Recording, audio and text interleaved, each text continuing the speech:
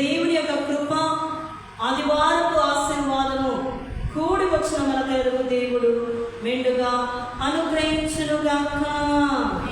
గట్టిగా దేవునికి స్తుతి కలుగును గాక.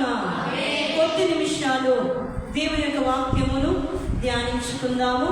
121వ దావీదు సంకీర్తన మొదటి వచనమును చదువుకుందాము. 121వ దావీదు సంకీర్తన మొదటి వచనము. కొండల తట్టు నా కన్నులు ఎదుచూ ఉన్నాను, నాకు సహాయము ఎక్కడ నుండి వచ్చును. ఈ వాక్యమును మనము గమనించినట్లయితే దావీదు మహారాజు ఆయన పలుకుచూ ఉన్న మాట ఏమిటంటే, కొండల తట్టు నా కన్నులు ఎదుచూ ఉన్నాను. ఈనాటి వాక్య అంశం ఏమిటంటే కొండ. గతించిన వారములో ఒంటరితనమును గూర్చి మనం విన్నాము. ఈ వారములో కొండను గూర్చి.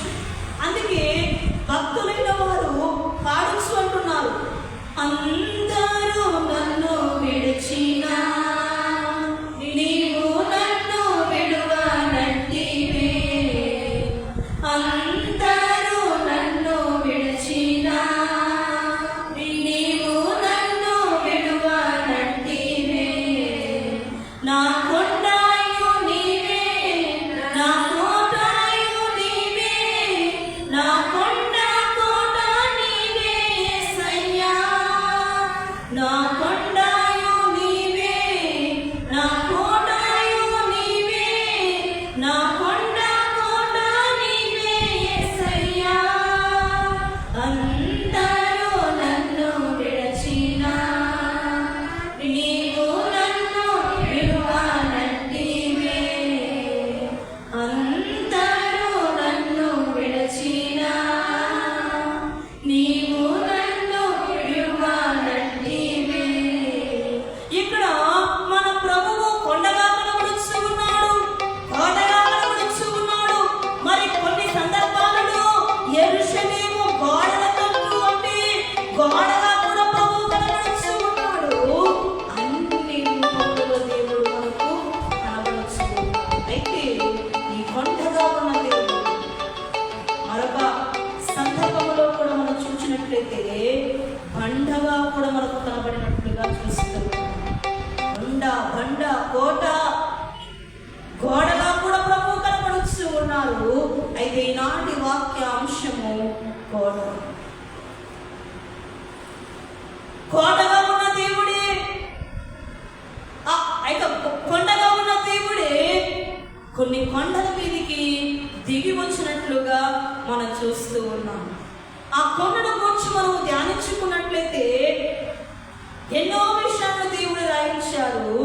మొట్టమొదటిగా ఆది కాండములో మనకు ఒక కొండ కనబడుచు ఉన్నది. ఆది కాండము 22వ అధ్యాయము 2వ వచనంలో చూసినట్లయితే, ఆది కాండము 22వ అధ్యాయము 2వ వచనంలో చూసినట్లయితే, ఆది కాండము 22వ వచనములో అప్పుడు ఆయన నీకు ఒక్కడైన నీ కుమారుని అనగా నీవు ప్రేమించు ఇస్సాకును తీసుకొని మోరియా దేశమునకు వెళ్ళి అక్కడ నేను నీతో చెప్పబోవు పర్వతములలో ఒకదాని మీద దహన బలిగా అతనిని అర్పించమని చెప్పాను. ఇక్కడ చూస్తూ ఉంటారా, ప్రభు అయిన యేసు క్రీస్తు వారే మోరియా కొండ మీదకి దిగి వచ్చినట్లుగా చూస్తూ ఉన్నాము. దర్శనములో దేవుడు అబ్రహాముతో మాట్లాడుతున్న మాటను మనం చూస్తూ ఉన్నాము. అయితే ఈ మోరియా కొండ దేనికి సాదృశ్యం అంటే దర్శనపు కొండగా ఈ మోరియా కొండ మనకు కనబడుతూ ఉన్నది. దేవుడు అబ్రహామునకు దర్శనమిచ్చిన స్థలము ఈ మోరియా కొండ. ఈ మోరియా కొండ మీద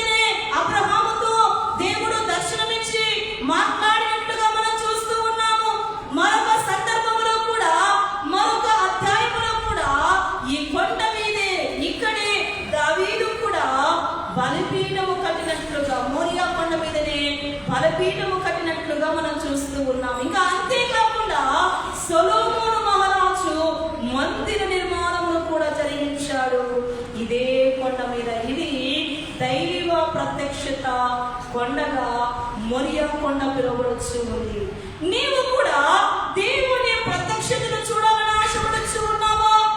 దేవుడు దర్శనములో నీతో మాట్లాడాలని ఆశపడుచు ఉన్నావా?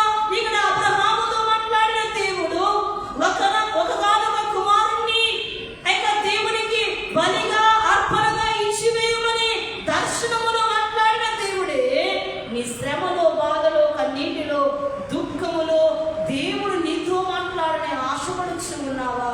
ఈ కొండ ఏమిటంటే దర్శనపు కొండ. ఆ కొండ యేసుక్రీస్తు వారి. దేవునికి మహిమ కలుగును గాక. ఈ కొండ దర్శనమునిచ్చు కొండగా మనకు కనబడచ్చు. మరొక కొండను మనము చూసినట్లయితే పిల్లరా, నిర్గమకాండము 31వ అధ్యాయము 18వ వచనంలో చూసినట్లయితే, నిర్గమకాండము 31:18వ వచనంలో చూసినట్లయితే, మరియు ఆయన సీనాయి కొండ మీద మోషేతో మాట్లాడుట చాలించిన తర్వాత ఆయన తన శాసనములు వ్రాయబడిన రాతి పలకలను అతనికి ఇచ్చెను. ఈ కొండ ఏమిటంటే మాట్లాడే కొండ. దేవుడు మోషేతో మాట్లాడిన కొండ. ఈ కొండ ఏమిటంటే సీనాయి కొండ. మొదటిగా మోరియా దేవుని ప్రత్యక్షతము కొండ. ఈ సీనాయి కొండ ఏ కొండ అంటే దేవుడు మాట్లాడే కొండ. ఈ కొండ ఏ కొండ చెప్పండి? మాట్లాడే కొండ. నీవు ఒకవేళ కన్నీటితో కృంగిపోయి ఉన్నావేమో, మనుషులందరూ నన్ను దూరపరచి నా అనుకున్న వారు ఎవరు కూడా నాతో మాట్లాడట్లేదని చెప్పి వ్యాధులతో కృంగిపోయి ఉన్నావేమో, బాధతో కృంగిపోయి ఉన్నావేమో, అయితే కన్నీటి పర్యాంతమై వినిపిస్తూ ఉన్నావేమో. ఈ కొండ ఏం కొండ అంటే సీనాయి కొండ.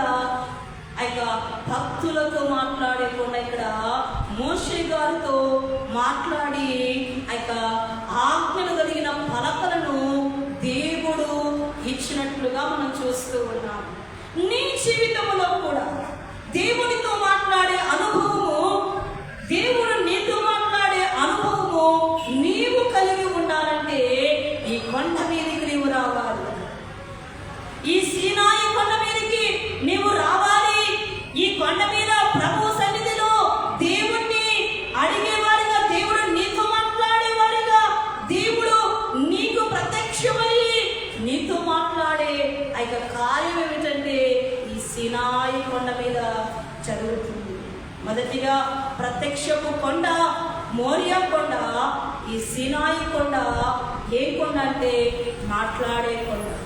ఇక మూడవదిగా మనం చూసినట్లయితే ప్రియుడు దేవుని యొక్క సంగమ, ఆది కాండము 8వ అధ్యాయము 4వ వచనంలో చూసినట్లయితే ఇక్కడ మరొక కొండ కూడా మనకు కనబడుతూ ఉంది. ఆది కాండము 8వ అధ్యాయము 4వ వచనంలో చూసినట్లయితే, 8వ అధ్యాయము 4వ వచనములో 8:4 7వ నెల 17వ దినమున ఓడ ఆరాతు కొండల మీద నిలిచింది. ఇక్కడ చూస్తూ ఉన్నాము ఆరాతు అనబడే కొండ. ఈ కొండ రక్షణ కొండగా మనకు కనబడుతూ ఉంది. ఆనాడు నోవాహు కుటుంబము దేవుని ప్రత్యక్షతను బట్టి ఓడ నిర్మాణము జరిగించిన సమయములో ఆ ఓడ ఆరాతు కొండ మీద నిలబడినందును బట్టి 8 కుటుంబ సభ్యులైన వారు, నోవాహు కుటుంబ సభ్యులైన వారు రక్షణలోనికి, అంటే ఉగ్రతలో నుండి దేవుని రక్షణలోనికి వచ్చిన కార్యం మనకు కనబడుతుంది. ఈ కొండ ఏమిటంటే రక్షణ కొండగా కనబడుతూ ఉంది. మొదటిగా దర్శనమిచ్చే కొండ, రెండవదిగా మాట్లాడే కొండ, మూడవదిగా రక్షణ ఇచ్చే కొండగా మనకు కనబడుతూ ఉంది. ఆనాడు మరణ చెలవలను దాటుకొని రక్షణ అనబడే ఓడలోనికి దేవుని చేత నడిపింపబడిన నోవాహు కుటుంబము 8 సభ్యులు మనకు కనబడుతూ ఉన్నారు. అవునా కాదా?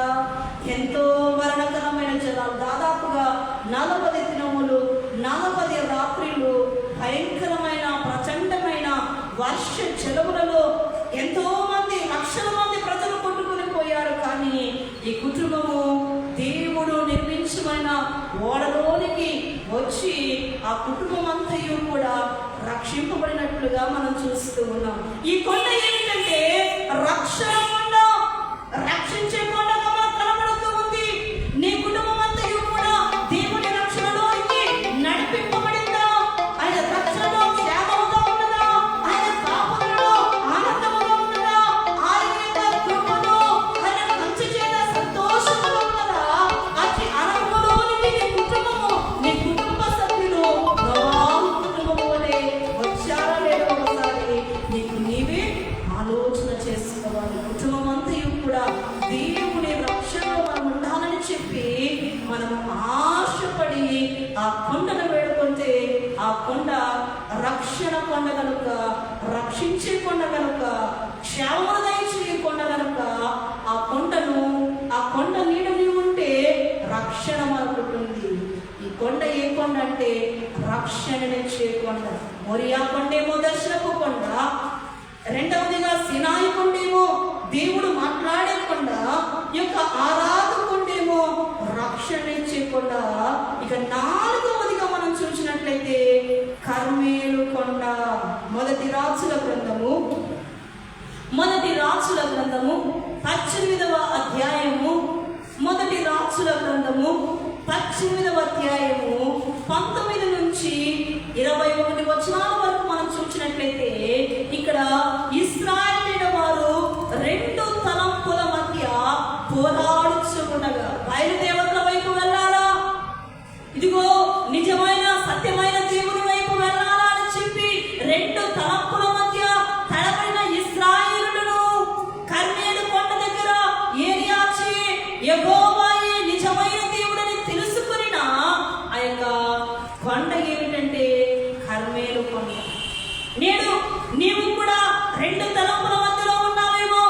ఇశ్రాయేలీయుల వారి యొక్క ప్రజల వలె లోకమా దేవుడు అన్నట్లుగా నీవు బ్రతుకుచూ ఉన్నావేమో.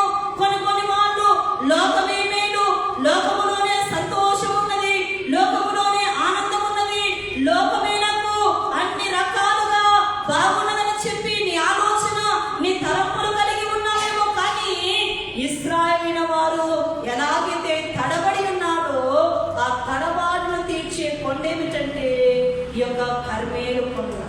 ఏది నిజమో ఏది అబద్ధమో తేల్చిన కొండ ఈ యొక్క కర్మేలు కొండ. బయలు ప్రవక్తలను దాదాపుగా 450 బయలు ప్రవక్తల వైపు, ఏలియా ప్రవక్త ఒకవైపు నిలిచి వారి దేవులను వారు ఆరాధించమన్న యొక్క సమయంలో ఒకవైపుగా ఉన్న ఏలియా దేవుని తోడు చేత ఆ యొక్క కర్మేలు కొండ మీద ఎవరు గొప్ప దేవుడు, ఎవరు నిజమైన దేవుడు తేల్చిన కొండ ఈ కర్మేలు కొండ. అర్థమవుతుందా? అర్థమవట్లేదా?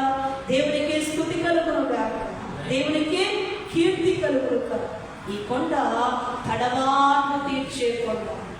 కొంతమంది తడబాటులో ఉంటారు, తొందరపాటులో ఉంటారు, నిజమేమిటో అబద్ధమేమిటో తెలుసుకోలేని ఆ యొక్క పరిస్థితిలో ఉంటారు. ఈ కర్మేలు కొండ ఏమిటంటే తడబాటును తీర్చే కొండ, సందేహాలను తీర్చే కొండ, ఆ యొక్క సంశయాలను తీర్చే కొండ, ప్రతి విధమైన ఆ యొక్క ఏది నిజమో ఏది అబద్ధమో తేల్చి చెప్పే కొండ ఈ కర్మేలు కొండ. బయలు ప్రవక్తలు దేవుడు కాదని చెప్పి అర్థము చేసిన కొండ ఈ కొండ కనుక అమాయ నీ కుటుంబంలో నీ బిడ్డలు కావచ్చు, నీ భర్త కావచ్చు, నీవు కావచ్చు, తడబాటులో ఉన్నావేమో. ఏది నిజమో ఏది అబద్ధమో, ఏది సత్యమో ఏది అసత్యమో తెలుసుకోలేని ఇక ఇశ్రాయేలీయుల వారి ప్రజల వలె నీవు కూడా తొందరలో ఆ యొక్క తడబాటులో ఉన్నావేమో.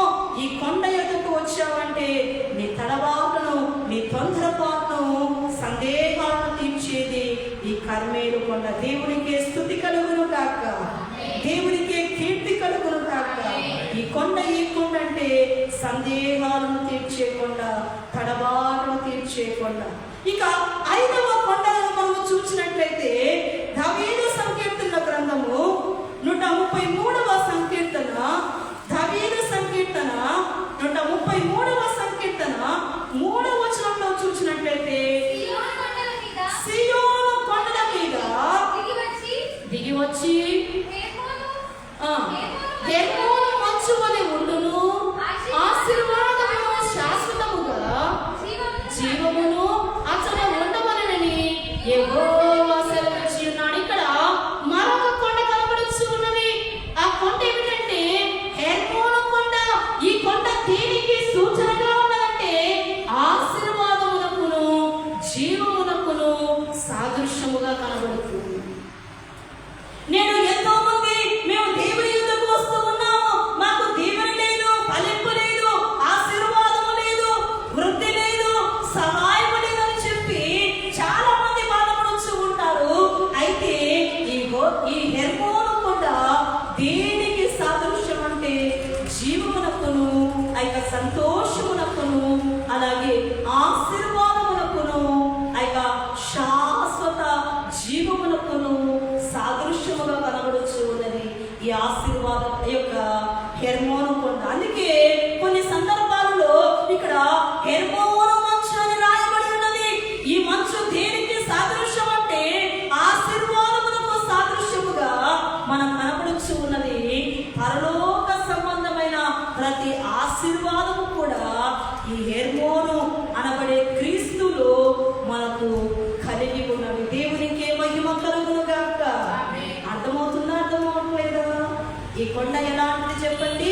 మొదటిగా దర్శనమునిచ్చే కొండ, రెండవదిగా మాట్లాడే కొండ, మూడవదిగా రక్షణనిచ్చే కొండ, అలాగే నాలుగవదిగా తలవారును తీర్చే కొండ, ఐదవదిగా ఆశీర్వాదములను దీవెనలనిచ్చే కొండ. ఇక ఆరవదిగా మనం చూసినట్లయితే ఒలీవల కొండ. మార్కు సువార్త 14వ అధ్యాయము, మార్కు సువార్త 14వ అధ్యాయము 26వ వచనంలో చూసినట్లయితే, మార్కు సువార్త 14:26 వచనంలో చూసినట్లయితే, 14వ అధ్యాయము 26వ వచనంలో అంతటా వారు కీర్తన పాడి ఒలీవల కొండకు వెళ్ళిరి. ఈ కొండ ప్రార్థన కొండ. సిలువకు ముందు యేసు ప్రభువారు ఇక్కడే ప్రార్థించినట్లుగా మనం చూస్తూ ఉన్నాం. ఆయన కింది వచనాల్లో 32వ వచనంలో కూడా మనం చూసినట్లయితే వారు గెత్సేమనబడిన చోటుకి వచ్చినప్పుడు ఆయన నేను ప్రార్థన చేసి వచ్చే వరకు మీరు ఇక్కడ కూర్చుని ఉండుడని తన శిష్యులతో చెప్పి, అలాగే 36వ వచనంలో చూసినట్లయితే తన యొద్ద నుండి తొలగిపోవాలని ప్రార్థించుచు ఆయన నాయనా తండ్రి నీకు సమస్తము సాధ్యము, ఈ గిన్నె నా యొద్ద నుండి తొలగించుము, అయినను నీ ఇష్ట ప్రకారము కాదు, నా ఇష్ట ప్రకారము కాదు, నీ చిత్త ప్రకారమే కానిమ్మని అనేను అనబడే మాటను మనం చూస్తూ ఉన్నాం. ఈ కొండ ఏ కొండ అంటే ప్రార్థించే కొండ, ప్రార్థన కొండ, ఒలీవల కొండ. యేసు ప్రభువారు సిలువను మోసుకొని వెలుచు ఉన్న సిలువకు ముందు ఆయన ఇక్కడే ప్రార్థించినట్లుగా మనం చూస్తూ ఉన్నాము. శ్రమలో నీవు సోలిపోకుండా ప్రార్థనలో ముందుగానే సిద్ధపడాలంటే ఈ ఒలీవ కొండను నీవు ఎంచుకోవలసిందిగా మనం కనబడవచ్చు.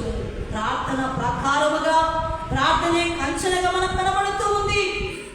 ప్రార్థన వలనే పయనము, ప్రార్థనే ప్రాకారము, ప్రార్థనే ప్రాధాన్యము, ప్రార్థనే జయం. ప్రార్థన వలనే పయనము, ప్రార్థనే ప్రాకారము, ప్రార్థనే ప్రాధాన్యము, ప్రార్థన లేనిదే పరాజయం. ప్రభువా ప్రార్థించకుండా నేనుండలేనయ్యా, ప్రభువా ప్రార్థన నేర్పయ్యా, ప్రార్థించకుండా నేనుండలేనయ్యా, నీ పాదాలు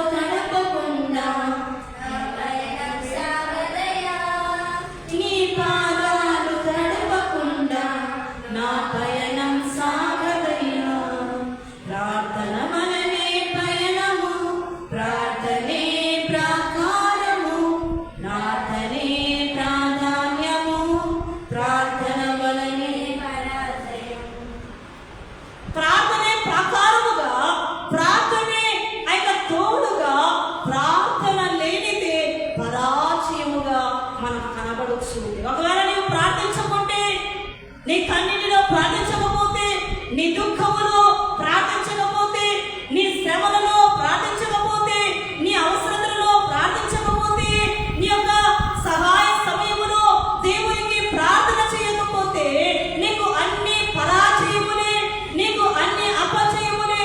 ఎప్పుడైతే నీవు ప్రార్థనే నాకు ప్రాకారమని, ప్రార్థనే నా జీవితములకు ప్రాముఖ్యమని చెప్పి ప్రార్థన చేస్తావు, తప్పక దేవుడు విజయమునిచ్చేవారై ఉన్నారు. ఇక్కడ యేసు ప్రభువు కూడా గెత్సేమనబడే వనములో ఆయన బంధింపబడక మునుపు, సిలువను మొయ్యక మునుపు ఆయన ప్రార్థించిన కొండ ఒలీవల కొండ. దేవునికి స్తుతి కలుగును గాక, దేవునికి కీర్తి కలుగును గాక.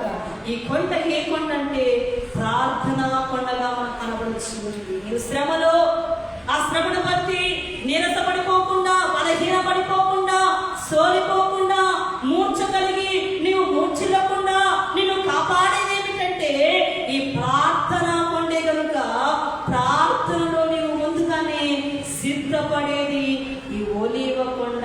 ప్రభువు కూడా సిలువకు ముందు ఆ యొక్క కొండ మీద సిద్ధపడినట్లుగా మనం చూస్తూ ఉన్నాం. కనుక ఈ కొండ ప్రార్థించే కొండ. ఇక చివరిగా మనం చూసినట్లయితే కల్వరి కొండ. మత్తయి సువార్త 27వ అధ్యాయము. ఈ కొండ కల్వరి కొండ, ఈ కొండ విమోచించే కొండ. మత్తయి సువార్త 27వ అధ్యాయము, మత్తయి సువార్త 27:33 వచనంలో చూసినట్లయితే, 27వ అధ్యాయము 33 వచనంలో చూసినట్లయితే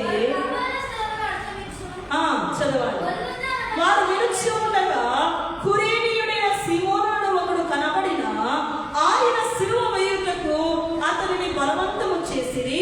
వారు కపాల స్థలమును అర్థమిచ్చు గొల్గొతా అనబడిన చోటికి వచ్చి, ఇక్కడ చూస్తూ ఉన్నారా ఏ కొండ అంటే గొల్గొతా. ఈ కొండ ఇంకొక మాటలో చెప్పాలంటే కల్వరి కొండగా పిలువబడుచు ఉన్నది. ఇది విమోచన కొండ. ఈ కొండ దగ్గరకు వస్తే ప్రతి మనిషి యొక్క పాపములు కడిగి వేయకుండా విమోచింపబడే కొండ, విమోచన కలిగించే కొండగా మనకు కనబడుతుంది. ఈ కొండలో పాప క్షమాపణ, పాప శుద్ధి, పాప విమోచనిచ్చేది ఈ కొండగా మనకు కనబడుతుంది. బహుశా నీవు ఒకవేళ పాపపు ఆలోచనలతో, పాపపు తలంపులతో, పాపపు క్రియలతో, పాపపు నడవడికలో బ్రతుకుచ్చు ఉన్నావేమో. నీ బ్రతికే పాపముగా జీవింపబడుచు ఉన్నావేమో. అందుకే మనం చూస్తూ ఉన్నాము వాక్యములో పాపముతో నిన్న స్త్రీ కానాను మనం చూస్తూ ఉన్నాము. పాపపు క్రియలతో ఉన్న స్త్రీ బావి వద్దకు వచ్చినప్పుడు యేసు ప్రభువారు ఆమె దగ్గరికి వెళ్ళి మాట్లాడిన సమయంలో ఆమె పాపపు కొండను పడవేసి వీధిలోనికి వెళ్ళి దేవుని సువార్తను ప్రకటించినట్లుగా చూస్తూ ఉన్నాం. మరి కొన్ని సందర్భాలలో ప్రభువు కొండగా కూడా కనబడచ్చు. మరి కొన్ని సందర్భాలలో ప్రభువే పాపపు కొండను పగలగొట్టినట్టుగా మనం చూస్తూ ఉన్నాము. ఆ స్త్రీ పాపముతో నిండిన స్త్రీ పాపపు కొండను పడివేసి ఎలాగైతే దేవుని రక్షణ చేత, దేవుని విమోచన చేత వీధులలోనికి, ఆ ఊరిలోనికి వెళ్ళి దేవుని రక్షణ గురించి బోధించిందో, అమ్మాయ ఈ కల్వరి కొండ దగ్గరికి చేర్చబడిన నీవు నేను కూడా పాపపు స్థితిని విడిచిపెట్టి, పాపపు ఆలోచనలను విడిచిపెట్టి, పాపపు క్రియలను విడిచిపెట్టి ఆయన రక్తము చేత కడిగి వేసేదే, శుద్ధి చేసేదే, నీతిమంతులుగా మార్చేదే ఈ కొండ ఉన్నది కనుక. అందుకే దావీదు మహారాజు అంటున్నాడు, కొండల తట్టు నా కన్నులెత్తుచు ఉన్నాను. ఏమంటున్నాడు చెప్పండి? కొండల తట్టు అంటే ఆయన కొండగా ఉన్నాడు కనుక, ఆ కొండయే సహాయం అని ఆయన ఎరిగి ఉన్నాడు కనుక, ఆ కొండయే నాకు ఆధారం అని గ్రహించి ఉన్నాడు కనుక, ఆ కొండ లేనిదే నా జీవితము లేదు అని చెప్పి ఆయన ఆలోచన చేసి ఉన్నాడు కనుక కొండల తట్టు నా కన్నులు ఎత్తుచూ ఉన్నాను. ఆ కొండయే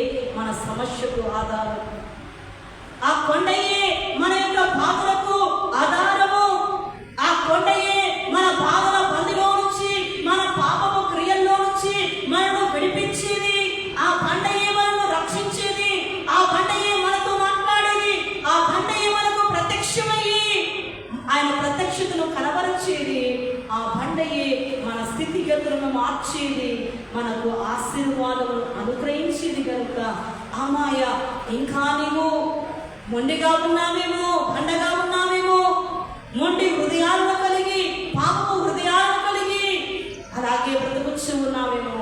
ఆ కొండ ఎలాంటిదంటే కొండలాంటి బండలాంటి మొండి హృదయములను మండించి, కొండలాంటి బండలాంటి మొండి హృదయములను మండించి,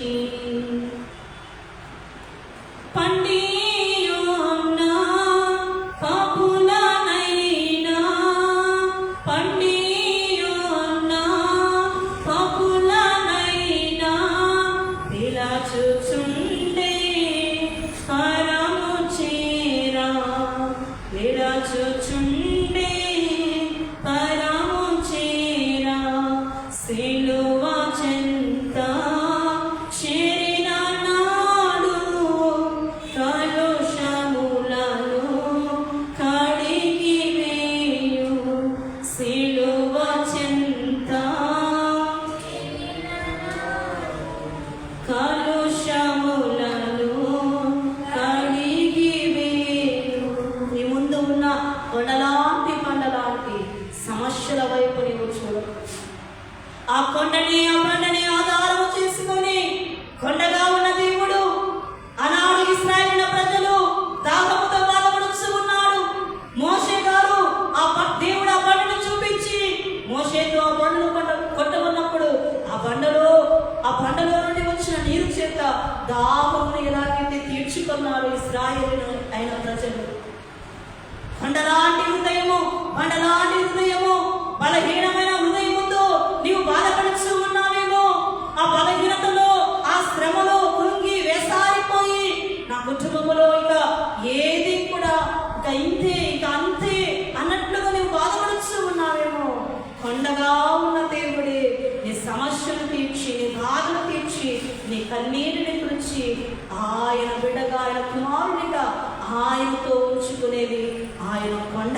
ఆ కొండైన దేవుడై ఉన్నాడు కనుక ఆ కొండనే చూస్తూ ఆ కొండ చెంతకు చేరి, ఆ కొండ నీడన చేరి మనం విశ్రాంతి పొంది అనేకులకు మాదిరిగా బ్రతకాలని ప్రభు ఆశీర్వదించును కనుక అటు ధన్యత ఆశీర్వాదము దేవుడు మనకెదరికి వెంటగా అనుగ్రహించునుగాక. మోకరించి